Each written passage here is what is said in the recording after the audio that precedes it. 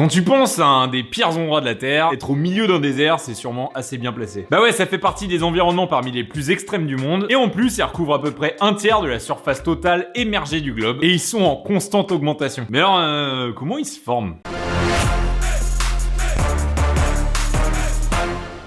Bon, pour commencer, petite précision, dans cette vidéo, on va s'intéresser aux déserts à la surface de la planète. Et donc, on va pas parler des déserts océaniques, ni des déserts sur Mars ou sur la Lune. Mais n'hésitez pas à demander en commentaire si ça vous botte pour une prochaine vidéo. Bref, déjà, la première chose, c'est qu'il existe deux gros types de déserts. Il y a les déserts chauds type Sahara ou Kalahari en Afrique, ou encore le désert des Mojaves aux États-Unis. Et puis, il y a les déserts froids comme la Patagonie ou les déserts polaires au niveau de l'Arctique et de l'Antarctique. Et il y a un point commun qui fait qu'ils s'appellent tous déserts, c'est qu'il y a un gros manque de précipitations. En gros, soit il pleut quasiment jamais, soit il pleut pas assez pour que la vie normale puisse se développer. Pour les déserts chauds, c'est assez simple, ils sont principalement situés au niveau de l'équateur, et donc tout simplement dans les régions les plus chaudes du monde. Par exemple, dans le Sahara, en été, le mercure il descend jamais en dessous de 20 degrés la nuit, et en journée au centre du désert, tu peux avoir des températures supérieures à 50 degrés. Donc c'est pas pour rien qu'on appelle cette zone le triangle de feu. Et le vrai problème, c'est qu'à des températures pareilles, en fait, l'évaporation est supérieure à la flotte qui tombe. Bah ouais, c'est simple, en moyenne dans un désert, il tombe moins de 250 mm d'eau par an. Si on veut comparer avec la France, c'est en moyenne 720 mm d'eau par an. Et dans cette moyenne, tu comptes la Bretagne où il flotte tout le temps, quoi. Bon, dedans, tu comptes aussi le Var où ça crame toute l'année et il pleut pas beaucoup. Mais dans le Sahara, il y a certains endroits où ça peut descendre à 5 mm par an. Autant dire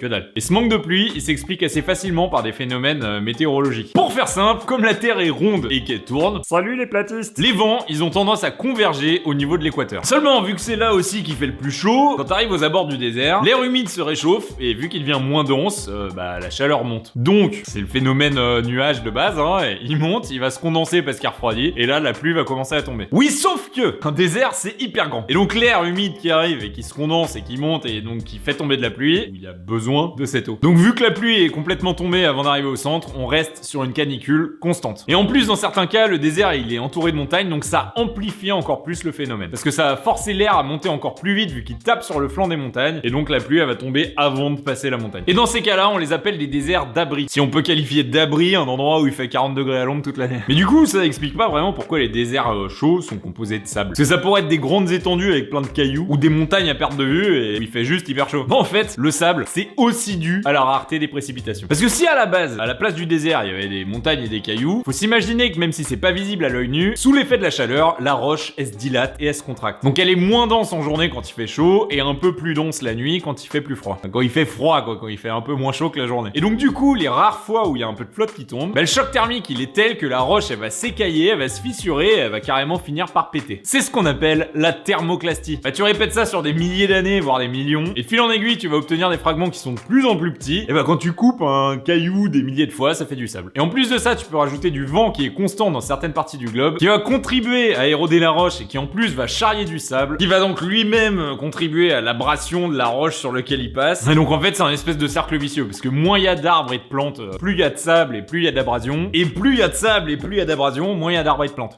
Puis en plus, on va même pas parler des tempêtes de sable qui pètent tout d'un coup et qui font avancer le désert de manière un peu vénère. Bref, pour ce qui est des déserts froids, en fait, c'est quand même à peu près pareil. Ça peut sembler contre-intuitif parce que les températures elles sont de l'autre côté du spectre où ça peut descendre quasiment à moins 60 degrés. Et surtout que chez nous, globalement, quand on se dit qu'il fait froid, c'est qu'il fait moche. Donc on a tendance à opposer canicule et pluie. Mais en réalité, le froid, il a rien à voir avec l'humidité ambiante. Il peut faire hyper froid et hyper sec tout le temps. Genre au niveau des pôles, en fait, c'est le fait que la météo soit hyper stable qui fait que l'humidité elle bouge pas, elle reste où elle est. C'est-à-dire au niveau du sol. Donc du coup, l'humidité elle est hyper basse et y a rien pour faire évaporer quoi que ce soit. Donc il y a pas de nuages qui se créent, y a pas de pluie, donc y a pas de fonte du sol gelé. Et du coup, c'est glacé partout tout le temps. Bon, maintenant, je vous avoue, par souci de simplicité, j'ai un peu menti au début de vidéo en disant qu'il y avait deux types de déserts. En fait, il y en a un troisième. Ça s'appelle les déserts tempérés. Ça concerne par exemple le désert de Gobi en Asie. Et en fait, ces déserts-là, ils sont caractérisés par leur amplitude thermique. Ça veut dire l'écart de température qu'il peut y avoir entre la nuit et le jour. Genre dans le désert de Gobi, par exemple, tu peux avoir jusqu'à 32 degrés de différence entre le jour et la nuit. Et donc dans ce cas-là, c'est pas forcément la pluie qui va causer l'éclatement des roches, c'est simplement ce brusque écart de température. Dès que le soleil débarque,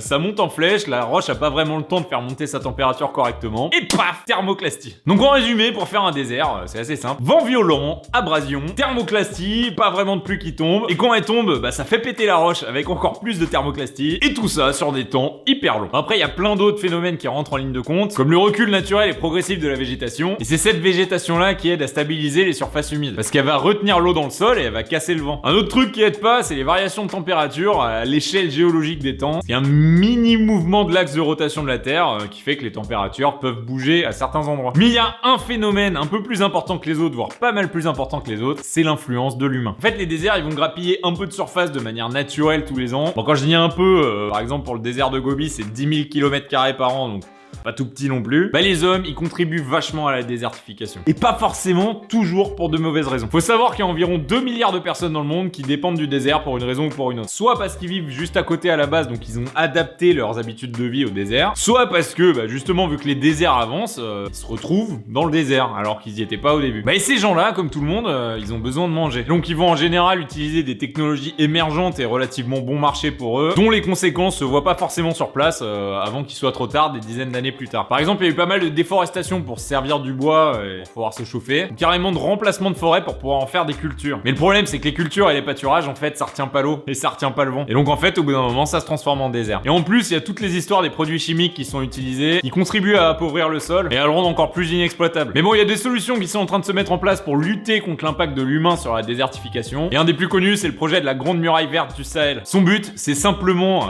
assez modestement, de freiner la progression du Sahara. Bon, après, le problème, c'est que les moyens humains, matériels et financiers, ils sont pas encore vraiment à la hauteur du projet. Et donc on peut espérer qu'il y ait de plus en plus de monde qui s'y intéresse, parce que c'est quand même un vrai problème. Allez, on a pas mal parlé de température. N'hésite pas à aller voir une vidéo que j'ai déjà faite sur la différence entre la température et la chaleur, parce que c'est pas du tout la même chose. Et surtout, n'hésite pas à liker la vidéo, abonne-toi pour recevoir les prochains épisodes et active les notifications. Allez, à plus!